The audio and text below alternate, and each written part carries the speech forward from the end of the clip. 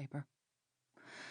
Until a few overzealous men forced the closure of the printing house.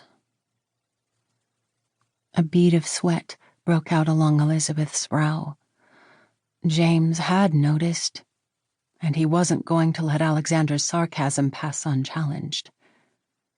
She hoped to head off what she knew would be her husband's snide reply. "Have some more creamed potatoes, Alexander," she offered quickly, holding the serving bowl out to him. He brushed the bowl aside with a wave of his hand.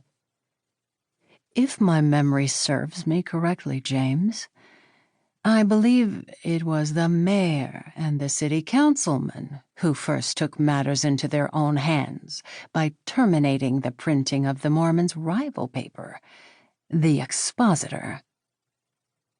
Alexander took another bite of mutton. Elizabeth put a hand on her husband's arm. "Please, Alexander," she whispered. She knew James's anger would be kindled if Alexander pursued the topic. The seizure of the printing office and destruction of the Expositor's press was the pivotal event leading to the prophet's martyrdom. Joseph Smith had been not only the church's spiritual leader, but also mayor of the city. He and members of the city council had carried out the council's order to dismantle the Expositor's printing press because the antagonistic paper was deemed a public nuisance. They were subsequently arrested on a charge of riot, brought against them by the publishers of the newspaper. The prophet went to appear before a justice of the peace in Carthage, where he was detained and committed to the Carthage jail. A mob with blackened faces stormed the prison, and shots were exchanged. As he tried to escape through the window of the jail, Joseph was shot and killed. James had loved and revered Joseph Smith. Elizabeth knew he would not countenance any derogatory remark from Alexander concerning the prophet. James's eyes flicked from Alexander to Elizabeth.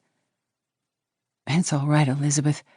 This conversation isn't really about the printing house or the newspapers. Is it, Alexander?" Elizabeth was confused. Some unspoken communication was passing between Alexander and her brother, and she didn't know what it concerned. "Did your customer keep his appointment this afternoon?" Elizabeth heard her brother ask Alexander in a cold voice. Alexander put down his fork. "As a matter of fact, no, he did not. I probably have you to thank for that. I could have finished my business last night if you hadn't meddled in it." Sparks glinted in Alexander's eyes. "What are you talking about? What business?" Elizabeth asked. Her throat was dry, and the palms of her hands itched. "Go ahead, Alexander. Tell her." James's voice was as sharp as a spike. "If you wish to spend another moment under my roof, I advise you to keep your mouth shut." "Alexander!"